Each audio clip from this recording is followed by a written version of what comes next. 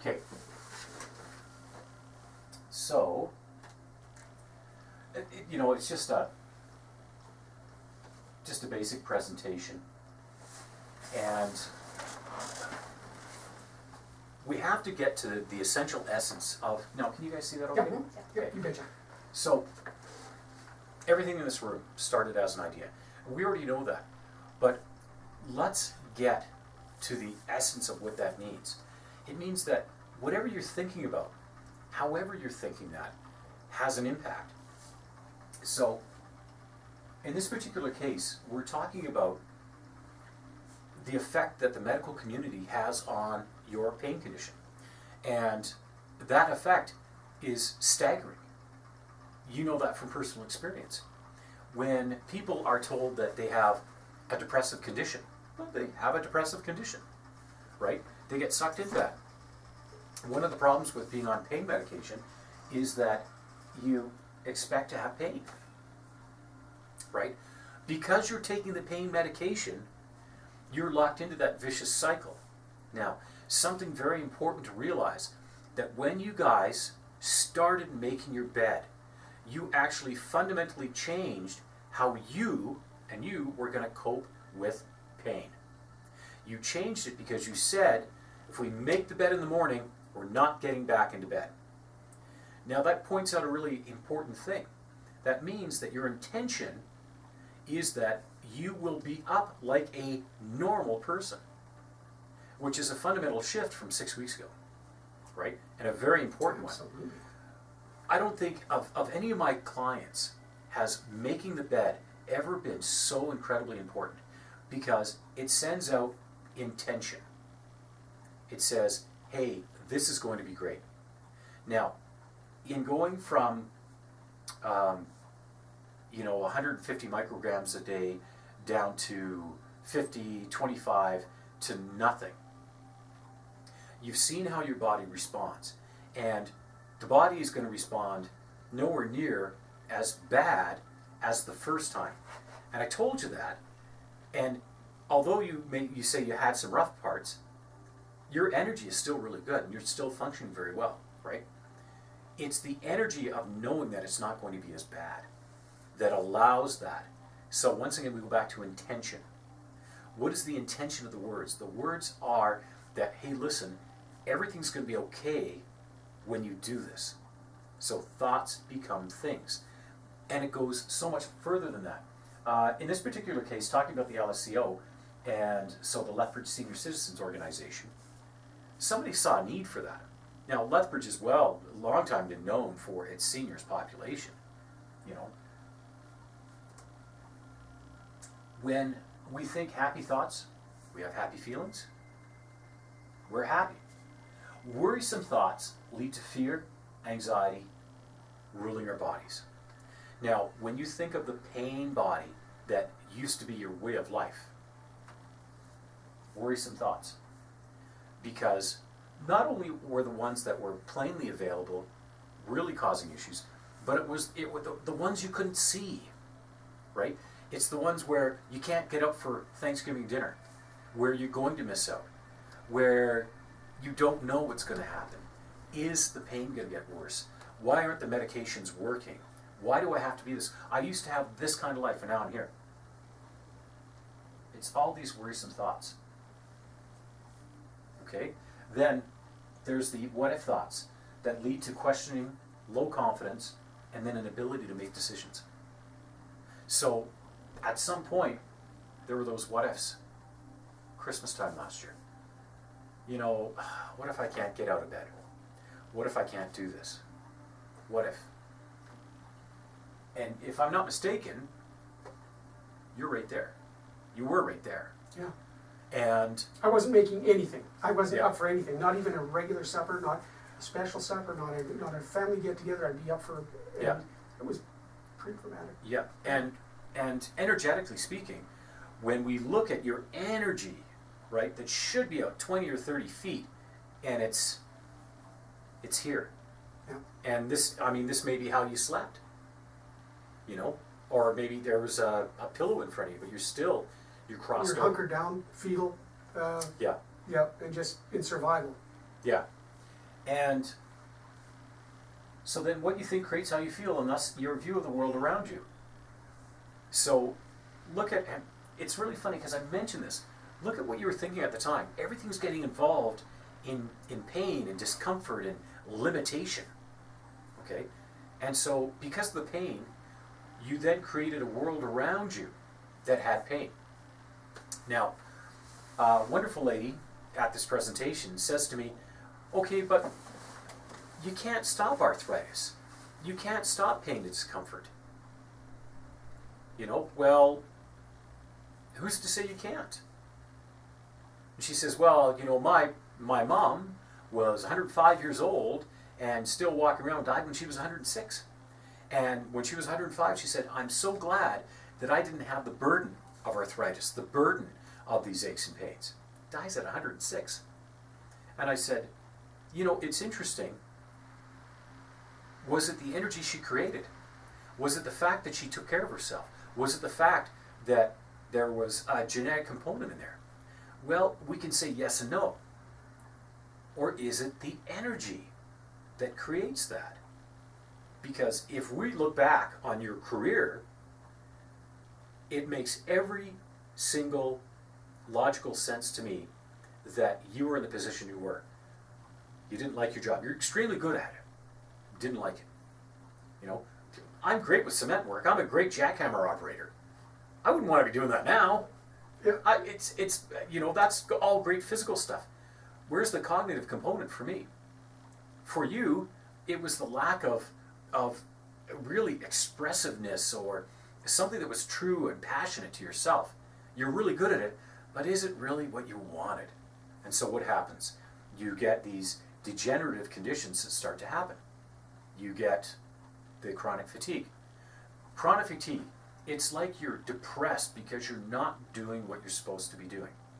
And even right now, with the pain body, because you're able to do things, you're able to walk, you're able to putter around, you're able to set plans for these things. You're able to, thank goodness, you are in such great mental shape and physical shape right now that when things happened on Saturday, you were able to help your family out. What a blessing that is.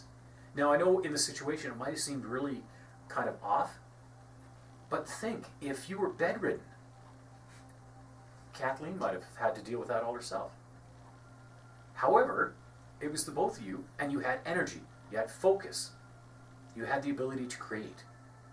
So, good for you, because you were able to heal yourself enough that you could make that happen. Everything happens for a reason, right? And maybe the way things are working out, because she's not worried about you so much anymore, it's bringing to light some things in the relationship that she's maybe put off because she didn't want to stress you with it. And now she's able to have a healthier, happier life because she's able to deal with that. Thoughts become things. Mm-hmm. So when we look back, if we follow this line, we can say this is absolutely a truth. When I had my Achilles tendon issues, both Tamaine and another woman that I was seeing, Shelley, both said, what are you running away from, or what are you moving too fast towards? That was interesting. I find it even more interesting now that as these different healing modalities are making themselves available to myself, that I have minor issues, but things are really good. So I know I'm in light, I'm in love, and I'm doing what I'm supposed to be doing.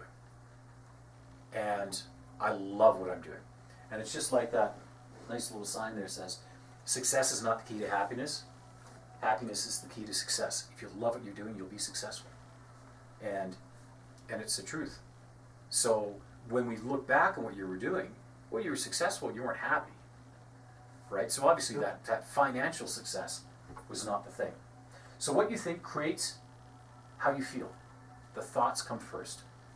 Oh, I'm in pain. Oh, this is going to suck. Oh, this makes me so sick. Oh, this is sick, this is sick. Did you look up some of Christy's work? And there's one there where she says, Yeah, a friend of mine was saying, oh, yeah, this is sick, that's sick. Oh, and she's like, what are you doing to your body? Right? Change the word. And so when the lady says to me, well, if you have arthritis, you know, you've got arthritis. Yeah, but I've had chondromalacia, both my knees, since I was 11 years old. Because back then, they didn't teach you that you had to have lots of water in your body to run. And even when I was doing randonneur rides, which are extremely long bike rides. So I was 17 years old. I did my first one, 300K. Piece of cake. Took me 18 hours. But, you know, I trained myself to ride light. And I didn't realize I had to keep hydrating more. So for me, I go on, in training for it, I go on 50K or 100K rides, and I have a water bottle. Not realizing that, you know, hey, for every hour, you should be drinking about 1 liter of water, and you probably won't have to stop and pee. Didn't know that. And so that's what kind of dried things out. Well, we know a lot more now, but the interesting thing is, because I've decided not to let these hold me back, I made a choice. They don't hold me back. Because I decided that when the flu was going around, I was not going to get the flu. I'm healthy. I didn't get, everyone else got it. It doesn't make me superhuman. It just shows where the thoughts are.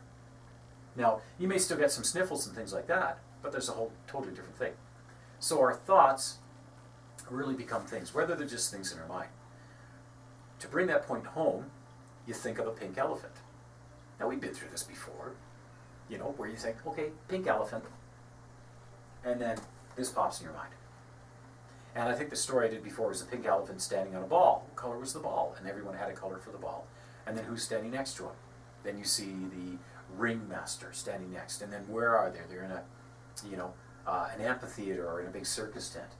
You take it one step further. Imagine a pink elephant wearing sunglasses. And then you have a pink elephant wearing sunglasses.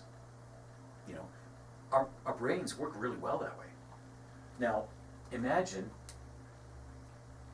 where your focus is, right? So go back to December, and your focus really was on the pain body, okay? So we needed to find the tools to change that. Exactly. You know, and the precursor of finding the tools, and this is really important, the precursor is hope and faith. We hope to get better. And then something happens, and all of a sudden, we have faith. And Vision Lakiani and Christie and all these people, they talk about, and even in The Secret, they talk about, you know, you may not know how great at manifesting you are until you decide to find a parking spot at a busy mall. And you say, I want my parking spot to be right here. And then you go there, there's a parking spot. And maybe part of you is shocked. But then you realize, oh no, I manifested that. Well, part of manifesting is that reticular activation system we talked about that creates opportunities to see things. So even in having that faith, you're creating opportunities to see things. Now, in this sort of thing, all comes down to focus. Where's your head at? 3 choices. Give up, give in, or give it all you've got. In having hope, you know, I know I'm going to get better. Viktor Frankl, remember, Viktor Frankl, Second World War, this will not be the way things end. I have faith. Because at the end of the day, what will happen? I'll pass away. My suffering will be over. So I have faith. And if things get better, I will give thanks every day that things got better. So you move forward with that. And as things do get better, there's your faith. Your faith, that unwavering conviction that things can be all right. Now, to bring that point home, what does that really mean, that things are going to be all right? People say, well, how do you know? I get anxiety clients all the time. The big thing is, well, you don't know that things are going to be all right. Yes, you do, because you can manifest it. How can you manifest it? Well, we just showed you. Think of a pink elephant. Think of a parking spot. Or think of you saying, listen, we need to make a change because I'm still strong. Even though I'm in this pain body, I know I have the ability to heal. The body's meant to heal. And from your experience as a doctor, you know the body's meant to heal. You phone up Kate and you say, Katie, listen, find me somebody. And she does, right? And then all of a sudden, because she finds you somebody, and then you see, oh, your faith cup is getting filled up. It's getting more water in it. Now it's a quarter full. Well, some might say 3/4 empty. No, because it was empty before. Now it's a quarter full. Oh, look, it's half full now. Oh, gee, I was able to take my pain away that time. I was able to do the meditation. 3/4, 90% full, now 100%. Right? Because thoughts really do become things. And when it comes to giving it all you've got, you don't know until you get right into it what you've got. So, and what you've got changes every time. It changes with time. When people ask you to do your best, and you say, okay, I'll do my best, that means that at that moment, that point in time, you are going to do your best.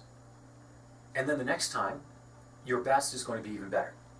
That's why we do, that's why we have this process. That's why we do things this particular way, is because it's learning. You're learning how to be more functional again.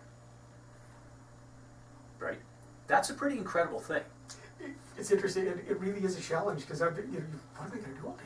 Holy crap! I'm not in bed. It's kind of neat. And that's why we went back to that whole thing. And I watch your eyes light up with that, and that's really exciting. That's cool. It's cool to have that. It is. It is very cool. I know hope. Hope and it's. So, I want to bring you back to something that's really, really important here too. With hope, and with your energy, and with your movement, even though you say your legs are at a 7, your back was at a 7 or 8, your head was at a 4, your shoulders and everything were at a 6. Those numbers are fundamentally different from where they were before. Because if they were anywhere close to that before, you'd be in bed. Now they're close to that and you're up walking around. Yeah. Because your brain is changing. Your experiences, and we are we 6 weeks? I think we're over 6 weeks. We started on the 5th. So that's a month. That's why I said we are just a hair above a month. Yeah, okay. So well, it's 28 days. Yeah. Well, a little over 28 days, yeah. So here's the exciting thing. If we look at that NASA research that talks about changing experiences and doing things every day, we've now just validated NASA's experiment with astronauts putting on the goggles that saw everything upside down. It takes 25 to 30 days to create new neural growths in the brain so that we can have different experiences on a continuous basis. In wearing the goggles, if they took the goggles off at, say, 12 days, the neural projections didn't complete, and you went back to normal, right? And I don't know what that looks like in the brain. I would imagine they would just get reabsorbed because the ganglions don't get the chance to connect, right? But after 25 to 30 days, you've got that new growth, that new projection. And then I've theorized that for 2 weeks after that, to ensure that success and longevity, you keep going and it just strengthens the connection. And then all the neurons around then learn to accept, and then there's an energy that goes along with that. So I look at, there's 4 weeks to create, and then another 2 weeks after that to validate all together, and bring everything, so there's a new synergy. And that means that there's new muscle movement growth and everything like that. So 6 weeks. It's, it's a pretty cool thing when you think about it. You're 4 weeks in, and your brain is changing. Your perception's changing. Your perception of limitation has fundamentally changed. Because there's no way, if your legs were a 7, there's no way you're going out walking. I wouldn't have gone for a walk this morning. Yeah. But that 7, where your focus is, hey, I'm healthy, I'm doing things. So how long do you walk for? What was it? You were up 1, 2, 3, 4 miles today? You did. Hour and a bit. 3, 4, about a little over an hour. Yeah. Today was shorter than yesterday. And you walked in the wind. Yesterday was cold. Today, the wind. I would have gone further today if it hadn't been so windy. I find, you know, but I want to choose not to have wind unsettling, but I find I just don't like the wind. Yeah. So. And yesterday was cold and windy as well. Today was warm and windy. Yeah. So what we found before, and I'm going to assume that your memory is actually getting better. Things are popping in there. I'm popping up with the little trivia things every so often, aren't I? Cliff Claven's coming back. He has to be laughing all day with you. Allison could be singing again. It's like, haven't heard that in a long time. And that's great. Yeah. That's it's, really it's pretty cool. It's pretty damn cool. And, I've said it before, I'll say it again. You're a very talented and virile young man. Well, thank you. I feel that way now. I didn't a month ago. Yeah. I felt that my second foot was coming into the coffin. Okay. My other one was cemented in. So, and I would have no hope. But not now. No. Go back to the back Hey, place. no, that's what good point. So.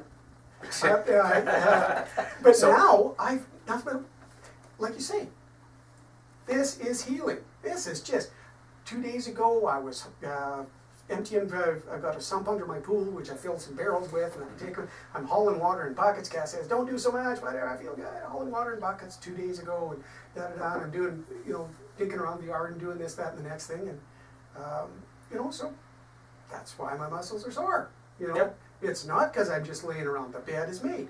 Sure, I may have a nap. I'm going to listen to the CDs yep. and lay down. Hey, and have even a nap. I do that. Yeah, it's and then I'm up again. You know, and the whole paradigm has changed. Yes, and hope, that's a really important point. The we talk about is, paradigm. Yep. It's retrained and retraining. Yeah. It's a work in progress. Now that you mentioned paradigm, Bob Proctor. Paradigm shifting. That'll be one just for reinforcing. Bob Proctor's a neat guy. Self-proclaimed himself, not very well educated, yet a millionaire, multi-millionaire now. He runs the Procter Gamble Institute, friends with Vision Lakiani, travels in the whole, well, if you read The Secret, Bob Proctor's in there. You see the movie, Bob Proctor's one of the speakers, Jack Canfield, Bob Proctor. They're all part of the same group of inspirational, motivational speakers. Bob Proctor's thing is paradigm shifting, and he always goes back to when he was in the early 60s, 26 years old. He was only making about $4,000 a year. He's from Toronto, still has a house in Toronto. He was in the military. People would ask him, well, why'd you do that? He'd say, I don't know, I just did. No, it's what you do. Yeah, no reason as to why he was doing things. Sorry, he was in the Navy.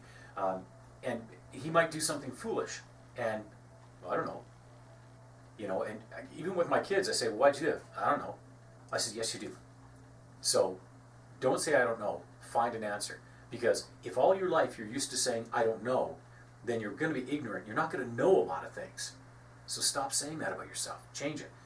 Bob Proctor read Think and Grow Rich by Napoleon Hill. And I look at this book, and Bob goes back to it all the time. It's amazing, an amazing book. Considering it was written in 1937, it is the culmination of a 20-year study of Napoleon Hill's observations of the richest people in America. The Thomas Edisons, the Rockefellers, the Carnegies, you know, all the who's who, the Fords. Mm-hmm. And he looks at all these people. And then, of course, there's updates in there, too, about, you know, the FedEx story and things like that. And, what's it called? Seattle's Best. Chapters, what's the? Starbucks, yes. I can see the logo in my head. And he goes on about all these success stories with these people. And he lives that life.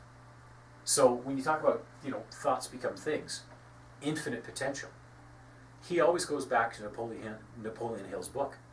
And he talks about conscious faculties, like focus, imagination, your strength of will, your intuition, your imagination.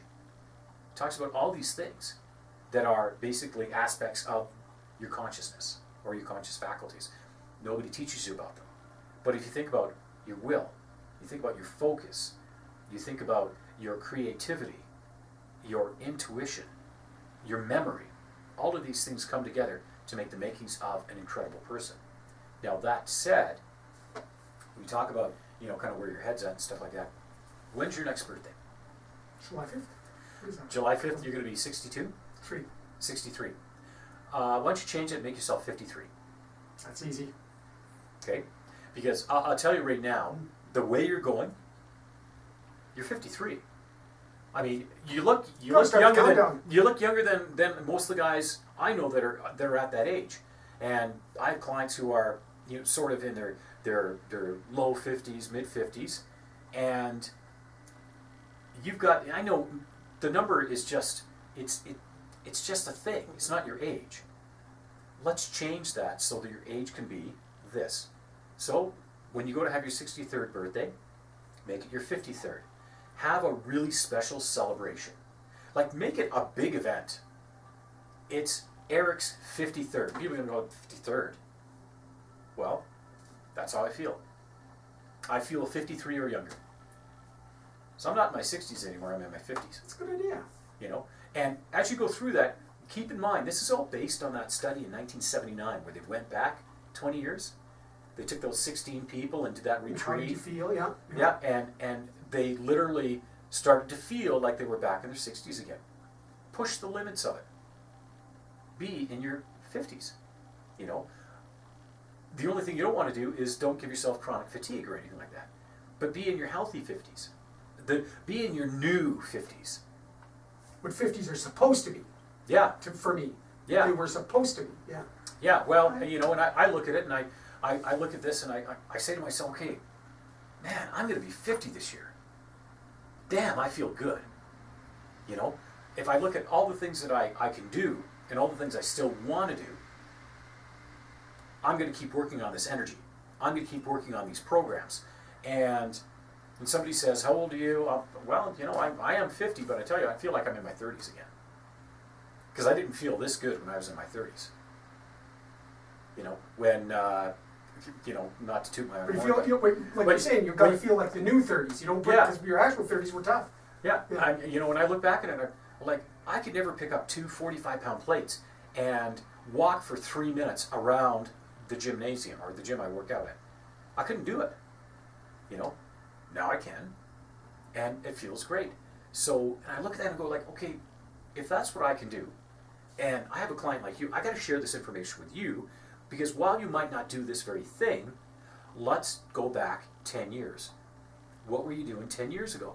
Well, I know for myself, I hit my limitations 10 years ago in things like running. And I'm trying to think, what was 10 years ago? Oh yeah, it was 2006. Yeah. I had my limitations. I was not able to run. I was struggling with my Achilles tendon. Well, I'm not now, and I'm stronger now. Oh, wait a minute.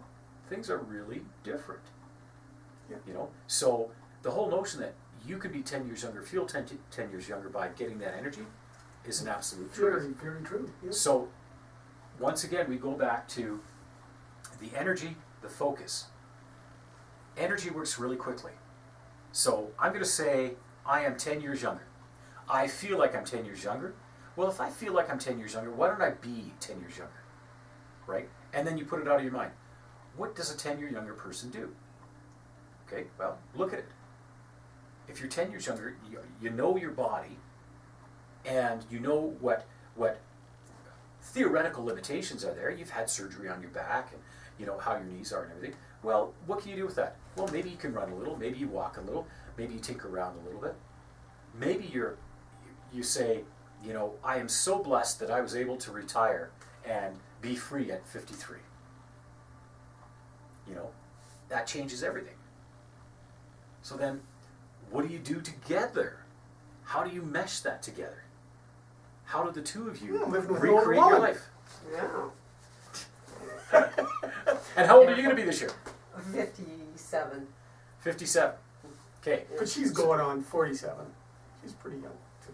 So, get the energy back. Use the same principles. Do the same things. Right? You had talked about running before, right? How fast can you walk? Is that equivalent to her casual running pace? What works that good? Or do you ride a bike and she runs? Whatever is sustainable, and that becomes the litmus test. It has to be sustainable.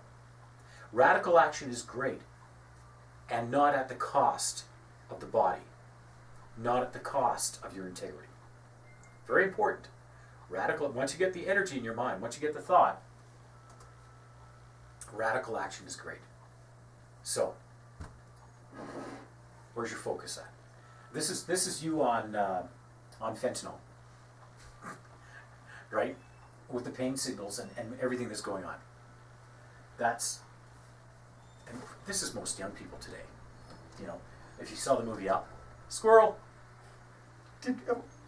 The house with the balloons? Oh, yes. Yes. Squirrel.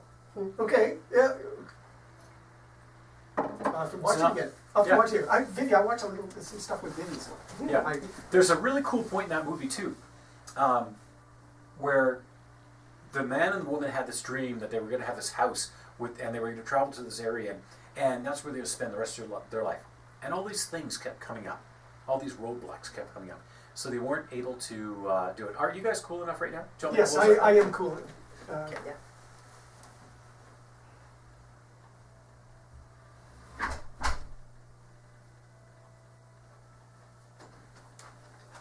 Actually, I'll leave this open because I know the room will start filling up pretty quick. So he has this dream of spending the rest of his life with his wife, and they're going to do all these things together. And then this happens, that happens, this happens, that happens. And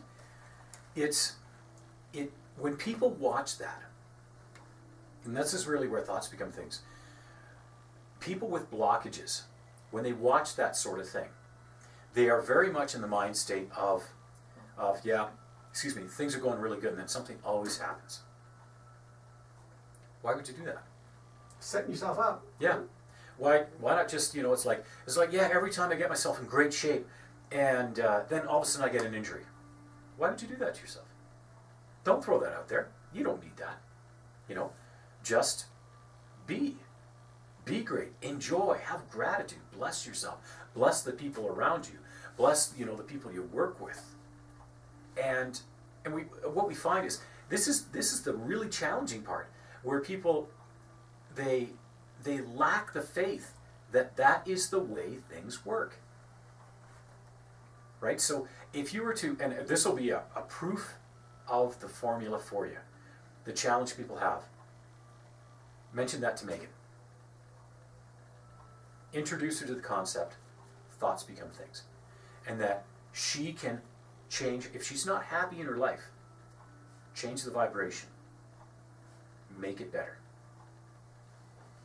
When you mention that to her, because of where she is right now, probably the first thing she'll say is, yeah, I can't do that. There's so many things I can't control. The kids have this, blah, blah, blah. Right?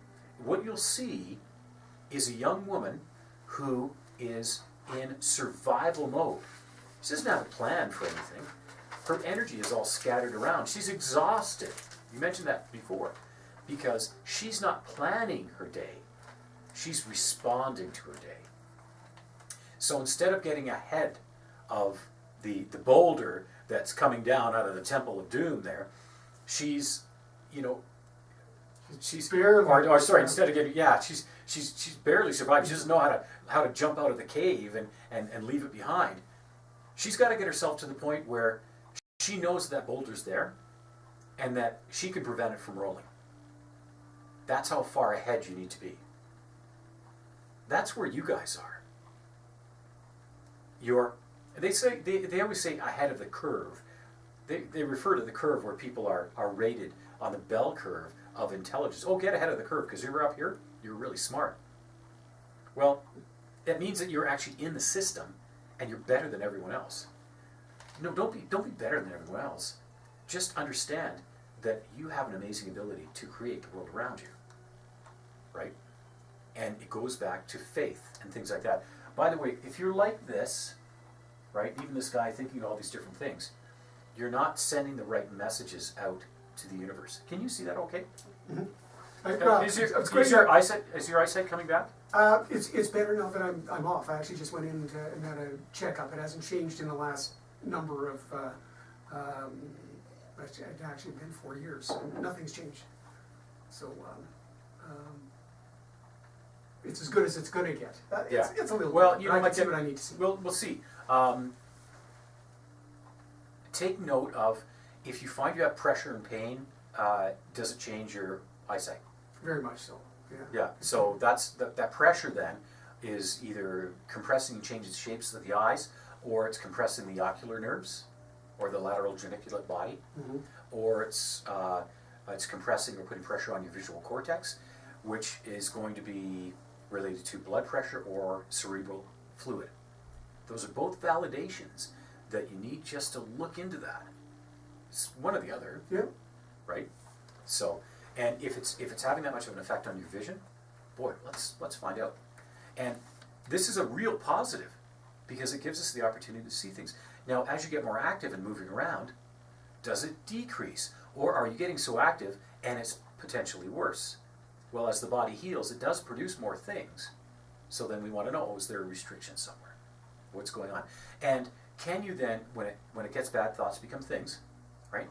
Can you then think of it draining down, relaxing, draining down, going back into the spinal column, and you just let it flow out. Okay? So focus becomes really important. Now, when you're in that sort of that pain body, this is what the world is like. You can change that. Focus on the sea. Focus right on the sea. As you focus on the sea, and as you steady your eyes, everything else fades away. Just focus on that sea. Everything else fades away. The cones actually turn off a lot of the superfluous information. That gives you focus. Yeah, you narrow down your focus and everything else is just shuttered or. So this becomes really key. So if, diagnostically speaking, if you look at, say, Megan's situation, what she's got going on, talk to her and look at the words that she uses. Look at how you may get a sense that she feels like her life is out of control. She feels like she's not doing the things she needs to do, right? If that becomes the case, then she really needs reinforcement on the fact that thoughts become things. Maybe you want to show her this video, right?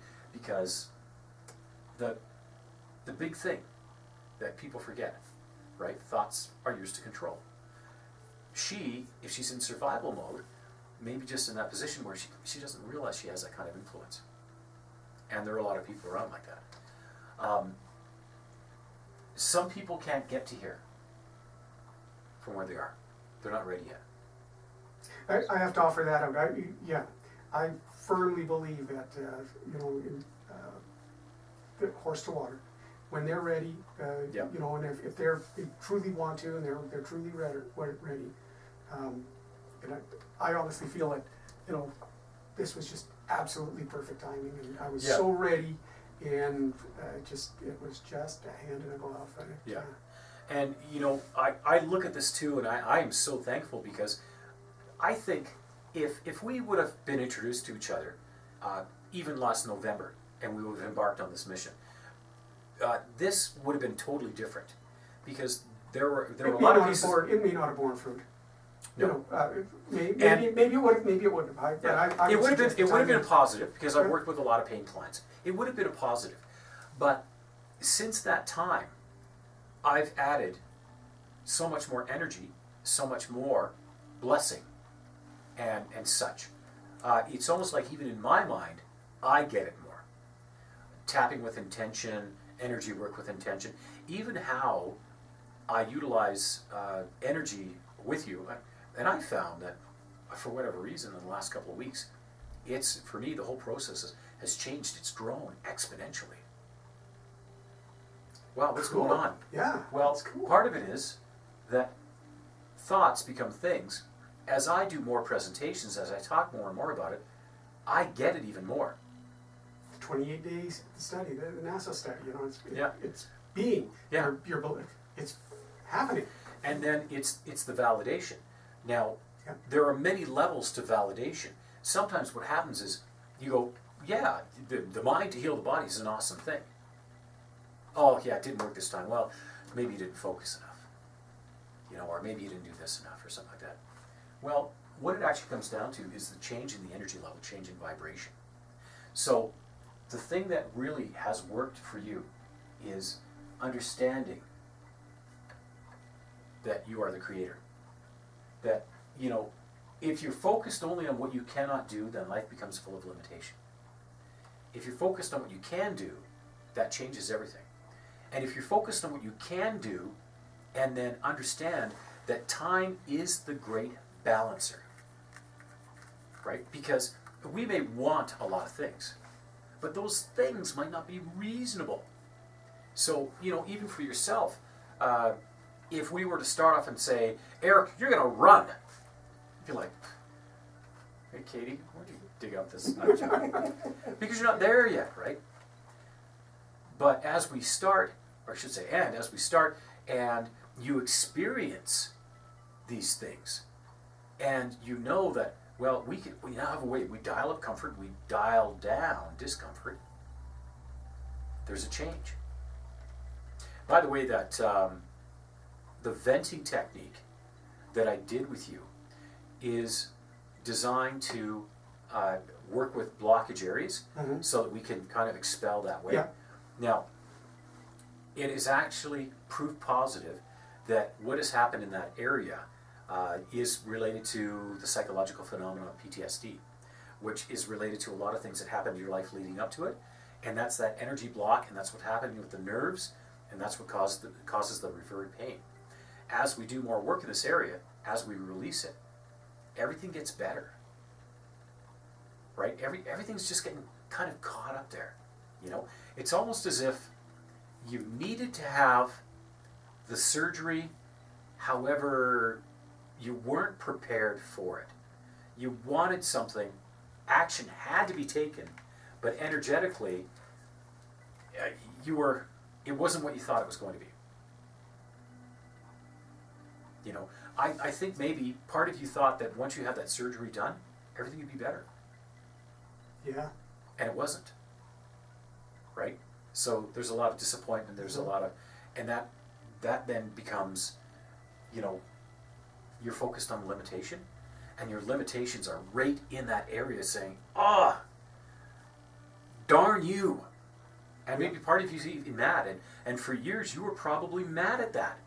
Guess what? You created a huge blockage there. Yeah. It makes so much sense now, right? Makes sense. And even with the nerves flowing through, I almost think, I get the impression right now that it's like when you fall asleep on your arm and the nerves are restricted and your arm tingles, and then in waking up, there's discomfort.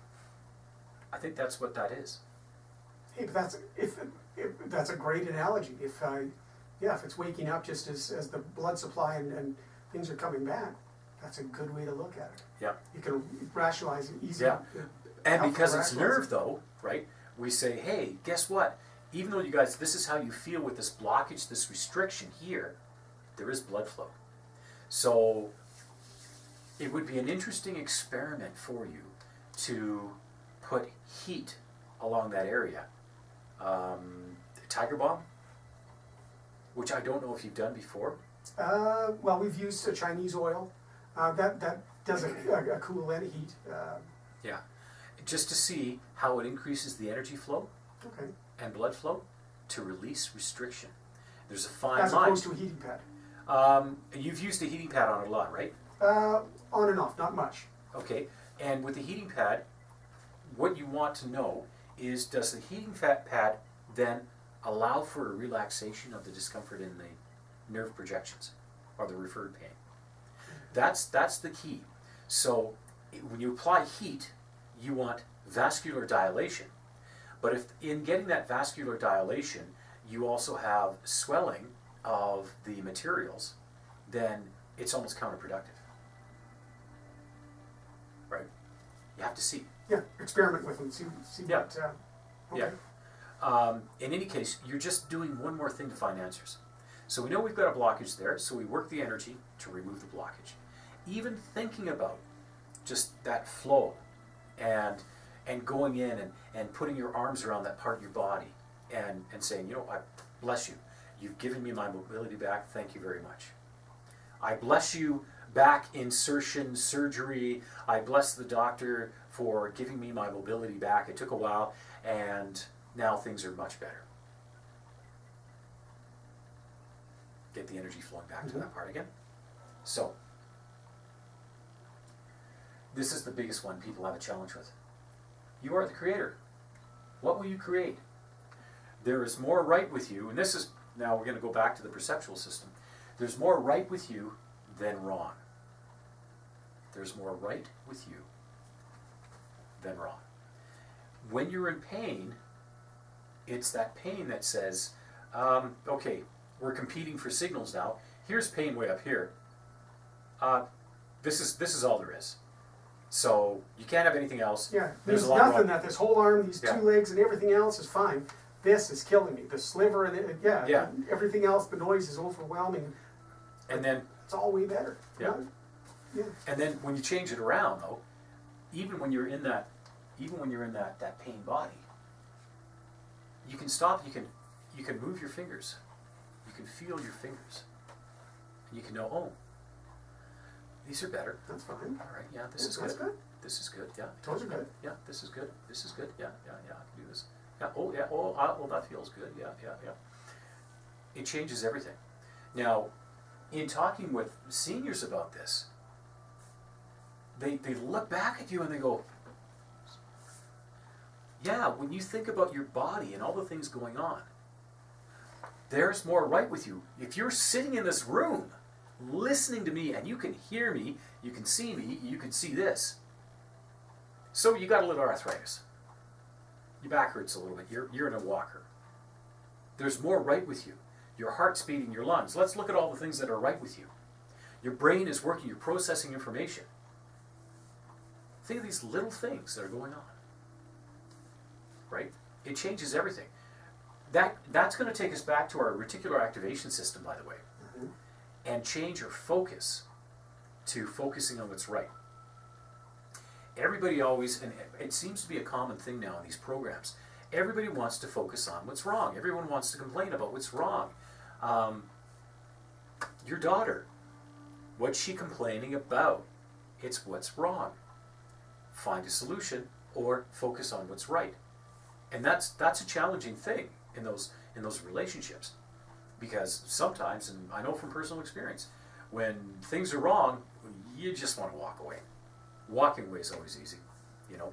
When it comes to chronic pain and things like that, walking away from your body is always an easy thing. However, if you can find immense fascination in the finer details of life, of what's right, it changes everything. Immense fascination in the finer details. This was part of a perspective shift for... Do you need to stretch out a little bit? No, I'm just stretching it this way. It's good. Okay. Good. Thanks. Okay. I can lean back a little bit too. Yeah. No, he's good. Okay. So, that immense fascination. Think of a young lady getting on a plane and having immense fascination in the technology that exists on that plane. You can watch a movie now. You can sit in your chair and you can cross your legs. You can sit by the window and look out, or maybe hubby sits by the window. You can sit in the aisle and then you can stretch your legs out. It's my favorite thing to do, and try not to trip people as they go by. Immense fascination in all the technology that allows you to go from Lethbridge or Calgary to Puerto Vallarta, Mexico, in 5 hours or less, in the same time it takes you to drive to Edmonton. That's fantastic. That is amazing. That immense fascination of putting your hands on the chair and opening up the little thing, and maybe you've got your iPad with you and you're looking at different things. Immense fascination in the details. And in that immense fascination, you can still be thankful at the same time. All of a sudden, things like anxiety just cease to be significant in any way, shape, or form. Because immense fascination leads to mindfulness, leads to being in the moment. That's a great saying. Immense fascination leads to mindfulness and being in the moment. Now, there's a really cool thing. Next time you guys are spending some quality, just together, time together, have immense fascination in each other. Holding hands, sitting on the deck, the cat sitting on each lap. Pay particular attention to the colored flecks of the eyes, the skin, the softness, and the energy of the soul that exists within. Immense fascination. And then the next time you go out and walk, as you're walking, really notice things. Immense fascination. It'll blow your mind. That's cool. Did you notice my little hand rake sitting in the garden when you came in? The hand rake? No. No? Even though my garden doesn't look particularly good right now, I was using it to actually rake in my marigold seeds. Ah. I looked at this rake and we were at the dollar store and it was $3. I'm like, this is a really well built rake. You know, it's just, or sorry, it's a hand claw is what it is. So, immense fascination to detail. It allows you to see those things. I was busy enjoying the dandelions and your little solar lights that and what have you. Oh, yeah. Oh, that's so funny. Your solar lights? Yeah, well, they just all of a sudden, they've been in there for years, and all of a sudden this past winter they just crumbled. Just gave up the ghost. Yeah, like this there used to actually be two in this one, and there was another one over here. They all cracked. This one in particular just went. That's just like your fountain, you know, and it's I thought I could use just yesterday, thought when I was doing a little repair, I thought I could, we've got just a tank fountain with some rocks, and it's a little pump at the bottom is just sort of blown out of it. I thought I could repair it with some screen and some rubber spray and what have you, but geez, just push on it, it's just, so yeah, it's just worn out. I guess we have to look for something. I think the moisture, it's porous, and so the moisture gets into it, and as it freezes and warms and freezes, it just breaks it apart on a molecular level. And it's just, Yeah, so it's not the same caliber as regular concrete or a nicely finished cement. Yeah. So that's the difference. But therein lies the interesting things like that attention to detail, where you get to see those things. Did you notice my hops on the side? Hops. Hops are green bushes. Is that what you No. So my hops have been up now for a couple of weeks now. That's like beer hops? Beer hops, yeah. They're a vine. I wouldn't recognize that particular plant. So, but I know everything's graining up in your yard. It looks awesome. Mm-hmm. Oh, good, thank you. I still haven't gotten around to seeding that patch there. I wish I would have done before it snowed. Hindsight's always 20/20. Yeah. So when you look at these hops, right now, especially with the warm weather like this, they'll grow 1 inch to 8 inches a day. It's just mind-boggling how fast that is. And they'll basically, it's like they know that the fence is there and that the lattice is above the fence. And so once they start climbing, the first bunch will head to the fence and start climbing up. They just know. And when I watch them, I'm amazed. You know, at April the 6th, here we are. And on the weekend, they were below the boarding of the fence. And now one of them is actually, I think, about 3 inches above. So we're Wednesday. We'll go away tomorrow night. We'll be gone for a week, coming back next Friday. And I would expect that they might possibly be 2 or 3 feet high. Yeah. Just Awesome. just Yeah, it's amazing. supposed to be 27 on Yeah, it'll be Friday. 2 feet. They'll be 3 feet. Yeah. Yeah. So it's just one of those really cool things. But it's the immense fascination with detail that I think really leads to enjoyment. And if we look back on even songs from the 60s, Feeling Groovy, you know, slow down, don't move too fast. You gotta make the moment last. Right? Well, why not? You think about any of the great vacations you went on. What made those vacations so great is that you were in the moment. However, if you went on vacation and you were always thinking about, oh, I gotta get back to work, I have this going on, that going on, you're never in the moment. What do you remember about your vacation? Not much. Right? So even as you become 53 again, okay, immense fascination in details, and then having a plan for what you're going to do. And so all of these things become really important, right? The mindfulness that we've already been practicing. Take it to the next level with intention. Mindfulness and blessings. By the way, blessings are a form of mindfulness because you're in the moment and you're just projecting good thoughts towards other people. Stay in the moment, not the past, not the future.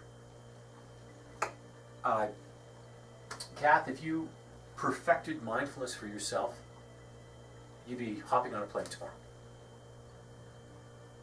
Okay? Because it wouldn't matter. And we know that University of Toronto study I talked about before, where they did the 8-week study with mindfulness with people that were well managed on their anxiety medications, depression medications, they found, and this is what I really find funny, when somebody is well managed on antidepressant medication, the fact that they're on the antidepressant medication leads them to believe they're depressed.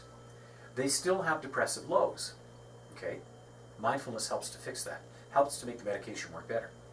People that are on anti-anxiety, clonazepam, or Ativan, stuff like that for anxiety, those people are even more well managed. They don't have panic attacks when they do mindfulness. Well, why is it? It's because mindfulness disconnects us from the improbable. It disconnects us from the past. We are in the present having immense fascination with detail. And if we apply this to what I've just said, focusing on your breath, the rise and fall of the chest, how it feels, immense fascination leads us into the alpha mind state, that focus. It's like when you walk into a room and you look around the room, it's like, yep. And you can even actually do this for yourself. Walk into your house and listen to the sound of the front door as it closes and as it latches. Take your shoes off, put them on the one carpet, on the one little mat on the right-hand side, and then turn and look at the bench and the texture of the bench. Then turn and look at the glass inlay and the solder that holds the glass in place on the door. And look at some of the anomalies in the solder. Is it perfect, or are those little seams that tend to catch, years and years of dirt and stuff like that, and you clean it, but you never get in those little ones, Do they exist? Are they there? Look at the brass handle and look at how the fingerprints exist on it, right? You could probably see somebody's thumbprint for being on top. So that immense fascination. And then open up the door and walk in. It's kind of a cool thing. Listen to how your feet sound as they step onto the floor, and then each step up, the subtle sounds of each step. Look at how the light from downstairs shines down onto the carpet, and the shadows that are possibly made depending on what time of day it is and what time of season it is. Look at all those interesting things. Now, I'm a very visual person, so as I walk through, even getting up to the counter, look at the edging of the counter and how it exists, and then where your fruit basket is sitting on top of it, and the bananas, the sheen of the bananas, the agedness or the freshness of the bananas, and the apples that are in there, and what kind of apples are there, and did you throw some grapes in there as well? Just little things like that. Look at, where the one dog mat is. And, has the dog been sleeping on there? Are they in the kennel or whatever? Just look at those little things. And then as you take that all in, take a step back and be grateful for all the amazing things that exist around them. Just slow things down a little bit. That brings you back to gratitude, which brings you back that whole energy of appreciation, feeling good, feeling great. In that moment, you may find that when you get right into that Zen moment, your discomfort completely goes away. Just forget about it. Yeah. Yeah, you forget about it. The reticular activation, the amygdala actually, turns off the need to actually pay attention to it. It's a very cool feature of the mind. Very cool feature, right? And so we've almost got, it's almost like a duality where we have those competing things, where the reticular activating system wants to look for it and the amygdala wants to shut it down. However, it's the mind and focus that will determine which one is paying attention to and which is going to shut it down. So some neat theories on sensory perception. If you ever get a chance, on Discovery, there was a series called Pay Attention. Or it was Pay Attention. And throughout the series, what they did was, and it was all about the brain and how we can only process so much information at once. In every single episode, there was a brain. Because it's all about the brain and how you process information. Yet, it wasn't until the episodes were done that they actually pointed out the fact that in every single episode there was a brain. Now, your perceptual system and your reticular activating system ignored the brain because the brain was out of context. It wasn't significant. And because we can only process so much information at once, we wouldn't see things like there would be all these skaters and you'd be, okay, count the skaters skating across, or the dancers dancing across the screen, right? And as the dancers are all going back and forth, you're kind of going 1, 2, 3, 4, 5, penguin, 6, 7, 8, 9, but the penguin is invisible. You never saw it, yeah. Yeah. There's you guys go to Vegas, right? Or used to go to Vegas, right? What's the name of the big guy? Copperfield? David Copperfield, yes. Have you seen his show? No. It's an amazing perceptual experience. He's an amazing illusionist. Yet, if you ever participate in it, it's absolutely hilarious. Distraction is everything. If you ever get to see Will Smith in Focus, watch it. It's awesome. Once again, about the reticular activation system and knowing how things work and how you can bias people towards things. So, in David Copperfield's show, he brings a bunch of people up on stage and they put them in this sort of cage. And they walk around the cage, and the cage is up on this thing, and they crawl underneath it. There's no way for them to drop down. It's a solid floor, no problem whatsoever. And so what happens is the lights go down, the curtain comes down, and they actually, very quietly, take the people off the stage, walk them down through the audience, past everybody, up to a balcony up above. And David Copperfield's doing all this, this, and this, and literally the people are walking up the aisle. Right against the people in the aisle. And everyone's like, okay, and he's doing his thing, and maybe that cage is spinning around or something like that. It's all about distraction. Yeah. And everyone's watching like, oh, something's going to happen. We'll see this, we'll see this. Next thing the lights come up, ladies and gentlemen, thank you for helping me, blah, blah, blah, and ta-da, and everybody turns around and the lights shine on the balcony, and everyone's standing up there, and people go like, what? How'd they get up there? And a friend of mine was actually in. He says, yeah, we walked right past everybody. And they give you specific instructions, like, you guys want to make this work great. You want to amaze people? Here's what you're going to do, okay? Don't make a sound. Don't talk to anyone, and just single file. Just walk right up here. And they did it, and that was the whole thing, right? So we're limited in what we can pay attention to. So knowing that, it takes us back to how these particular So is that why you were making the squirrel in that? Oh, okay. Yeah, it's because that distraction. So he's talking along, and squirrel, And that's like a lot of times where that's what that dog wants, is a squirrel, right? The only problem is he sees squirrels where they're not. Right? I have to watch the movie again. It's symbolic, and I got to make sure that's right. Yes, he sees squirrels, where they're not. He was a squirrel, and so what ends up happening is we become like that because of technology and things like that, and it just kind of exasperates the whole situation. But it explains a lot. So, for example, the distracted driving laws that we have right now, we have them because when we're texting, for example, your brain gets absorbed in the text, okay? Then you're waiting for a text to come in. You're expecting to answer that text. You're waiting for it, you're listening for something. Well, because we have limited processing abilities, we don't multitask very well, what happens is a portion of your visual cortex, your auditory cortex, gets dedicated to listening and watching for that text. And when it goes off, automatically your attention's on it. But even while you're driving and expecting it, you're not paying attention to the flurry of activity that's happening around you. And that's why distracted driving laws came in as quickly and as harshly as they did.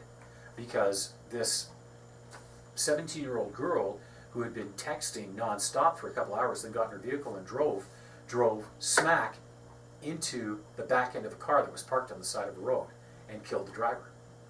She was not texting at the time, but she said, I didn't see the car. Where did it come from? Well, what happened was because her visual cortex, auditory cortex, everything was so absorbed in waiting for that text that they've determined it's up to 15 to 20 minutes afterwards. Holy doodles. Yeah, that becomes an issue, right? So you need to be able to change that. So, put your phone away. Right? Now, life is like that too. Now, go back to the pain body and distractions and things like that. You yourself admitted that watching a movie, watching a show really helped because you're able to absorb yourself in it. Once again, you're able to get yourself into the alpha mind state.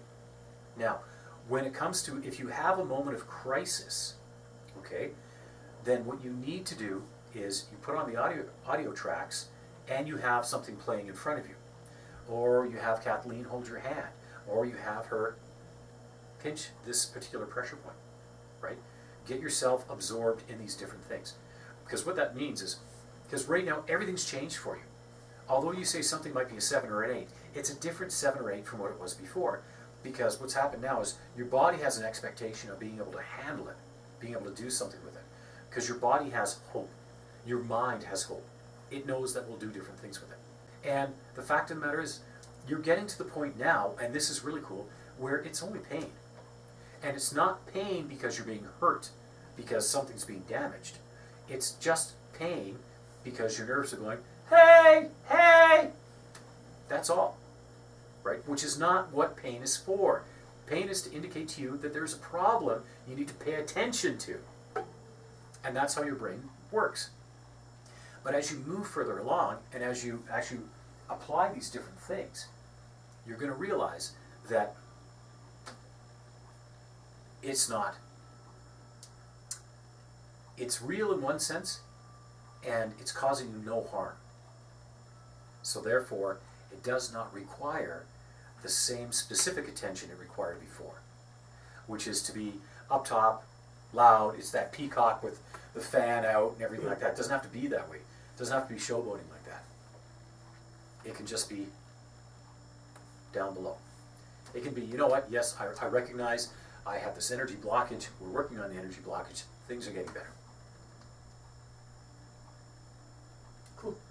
Yeah, so that in and of itself causes a fundamental shift in things. So, all of these are things that you should be doing already, that maybe you might have forgotten about or whatever. So, what do we look at? We look at the deep breathing. And just relax. That's like a sigh. The finger touch. You were doing it before. Think of your favorite number. Just relax. Now, when things were maybe a little bit different over the weekend, did you do any of these? As prompted with the CDs. Okay, perfect. Yeah, did all it. The finger touch anchor? Mm-hmm. Yeah. Yep. Yeah. Are you still taking time to plan out your day? I'm going for a walk. I'm putzing in the yard. Yeah, more or less. You know, Yeah. I'm hoping to get in town to do that. Yeah, more or less. Yeah, but Okay. yeah, some big changes have actually happened. So, yeah, I've got stuff to do that I plan to do, and you know. Good, good. Even with, if it looks like you need to set some time aside for family, for different things, plan that out. So, this weekend, so Katie's coming down, and Megan's going to be over with the kids, the grandkids, right? And you're going to do a big family supper. I don't know. I think Friday night we are. So, what do you think about getting a nice big turkey or a big roast or something special like that? When was the last? Do you used to cook, didn't you? Years ago, but now Megan, you know, she's a culinary chef. She does all the yeah. cooking. So, So you'll go to her place then? we'll probably be at our place, but she's all over quite often and does much of the preparation there. So Yeah. she's, yeah. How would you feel about her showing you some things? Because, I mean, if Kathleen's still working and she's still training people, why not have a nice dinner ready for her when she gets home? Just some food for thought. I mean, if you like cooking, Yeah. you know, it's part of getting back to normal, right? And we've got to make that shift in the mind. We've got to say, okay, what is normal? Now, you've already started doing some things, but I don't think you realize the breadth of what normal actually I is. think you're right. I think you're right. It's not overwhelming. It's just challenging. Well, because it's been so many years, Mm-hmm. right? It's been a while. So in planning out your day, I mean, even if you just make egg salad sandwiches for lunch, if you make them, or whatever you guys enjoy for lunch, you know, sure, keep on the clean eating, healthy stuff, and then maybe you start looking at fun runs that you can go in for the summertime where you can just walk. You start planning that far ahead. You plan to be in better shape for the walks. Now, if you can get out and walk 8 miles, I mean, you're in pretty good shape. Like, that's really, really good. 8 miles might be a stretch, but you know. Or, well, 5 6, or you 6, said 5 or 6 miles. 5 or 6, yeah. Yeah, so do you have Fitbits? Is that what you use? Counts does. I do. Yeah, and so that's what you guys go by for your No, steps? I've actually driven We're- on our roof. She's so driven we- it, so it's, Oh, okay, good. it's out in the country, and yeah. Yeah, no, excellent. So in doing that, and then looking at meals, and then going that next step, what else? Is there more improvement in the area of your own mastering of your mind? Are there courses you want to take? Are there courses at university that you might want to take? Moving forward, you know, you're gonna be 53 this year. You've got a lot of life ahead of you. You know, fill it in with different things. You know, what can you do in the community? What can you do with the grandkids? Maybe your whole thing is not only puttering around the yard and creating things, getting the garage set the way you want it to do different things. It goes beyond that. Maybe you figure out a new way of swinging the golf club. You know, maybe you find just a nice, relaxed, one-armed approach to it. Whatever. You know, realize that, you know, your body's a little bit different. However, it doesn't have to stop you completely from doing things.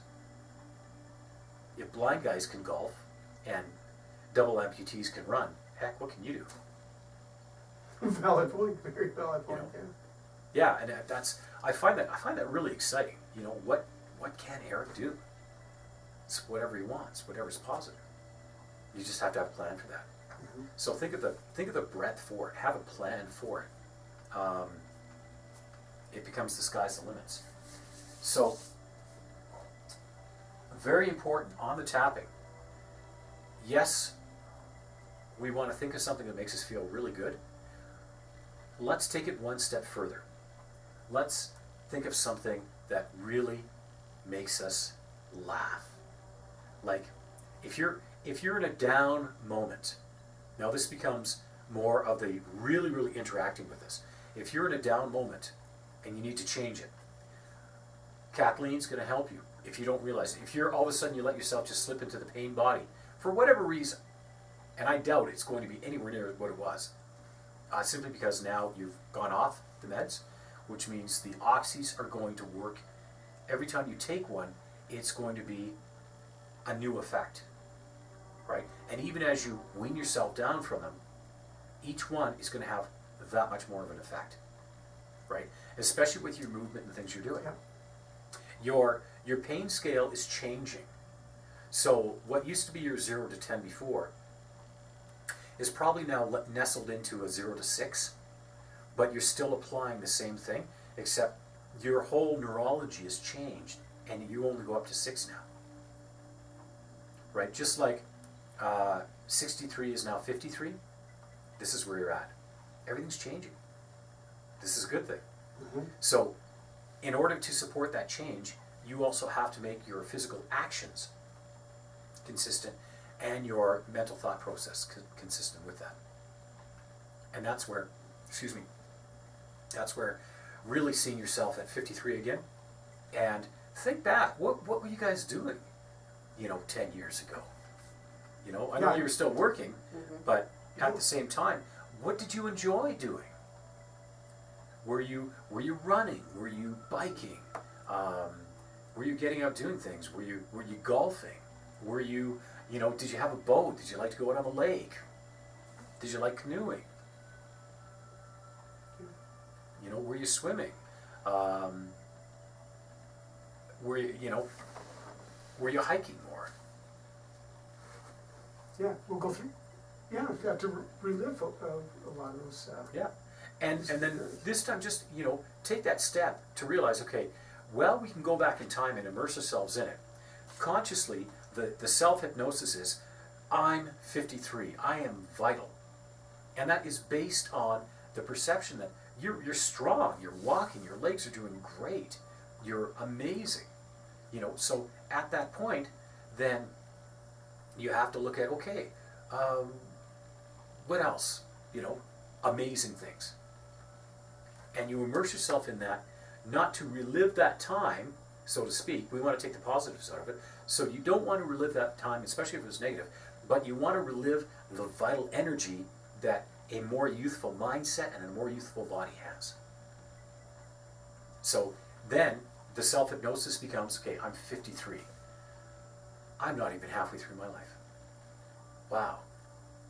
What else can I do? What more fun can I have? What more things can I create? And then you set out on that process to create that. And it becomes a big I am statement. I am 53. Or, I'm going to be 53 this year. I am. So, I still, it just, the whole situation reminds me of that Australian runner, that chicken farmer I told you about, who, I'll remind you of it again. I told you about this. I'm not sure. just don't ring the bell. No. Oh, okay. I got a really funny clip I got to play for you in just a second. So this Australian runner, and he was a 63-year-old chicken farmer, and he spent most of his day chasing his chickens, getting them in the pens and getting them out of the pens and doing this, doing that. It was just the way things were for him.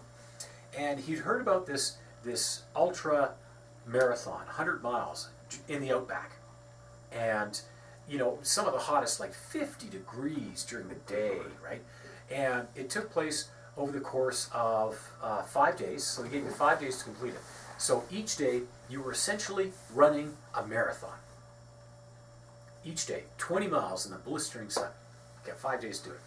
So he figures, you know what, I've done a lot of great things in my life, I want to do this. So he signs up for it and everything like that, and he shows up there, and there's all these 40, 30, 20-year-olds, all in their running gear, and they got their belt packs on, and they got the sleek and the colorful shoes and everything, and they look at this guy, and he's wearing coveralls, and he's got galoshes on. And they said, well, what are you wearing galoshes for? He said, well, it might rain when we're out there, so I want to be prepared for it. I don't want to get me runners dirty. And so the race starts, and they're like, okay, old man. And everyone's up. And here's the guy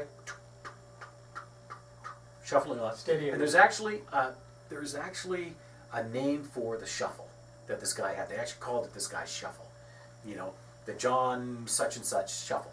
It's running along, and so nighttime comes. All the other runners have already gotten in. He's the last guy. He doesn't stop. He keeps running, just trucking along. Next day come, they all get up, and you know, they start running, and they pass him. Oh, that's interesting. You know, nighttime comes again. They all go to sleep, and you know, he just keeps running through, gets his water, gets his food, nonstop. Just run along, just a little shuffle, you know. And day after day passes, and all of a sudden, the final day, they don't get to pass the guy. He beats the world record time for this race by 12 hours.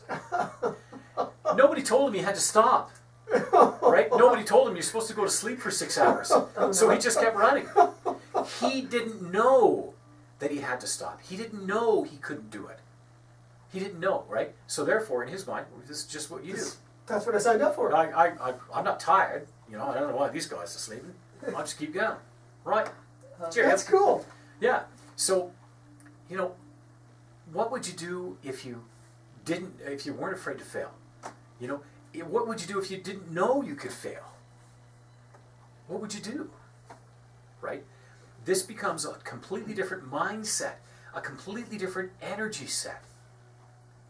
Right? And when you start to couple in the hypnosis tracks that you have and the programming from that first video that you've got, it ties everything together in the sense of all the programming becomes new programming. And then you add in the energetic side of it. So there are two ways that we influence our reality. We can positively reprogram with our thoughts, which become things, and we can do it through energy with intention to remove blocks. All based on the theory that thoughts become things.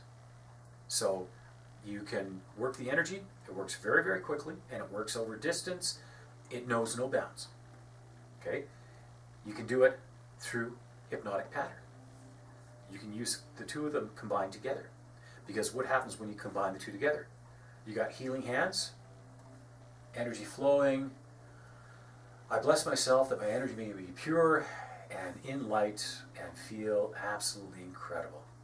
I bless myself that my hands may light up and help me to take my pain away. Right? The words then become an energy that becomes a physical action. And when you can actually feel that. So when Kathleen is working with you on that, make sure that your energy is good. Make sure that you're really positive. When you're doing blessings, make sure that you're really positive and things are really good. So, I'm going to show you this video now. Any questions so far? Nope. Nope, not from me. So, creative visualization, self-esteem, and goal setting. The world is yours.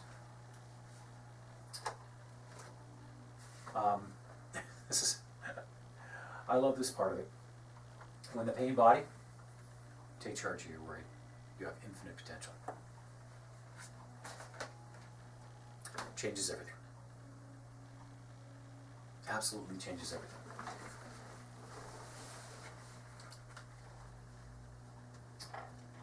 Let's go.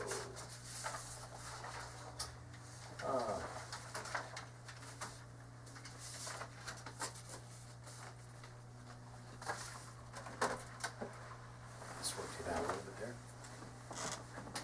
And pause that. Do you want to see right here? Cool.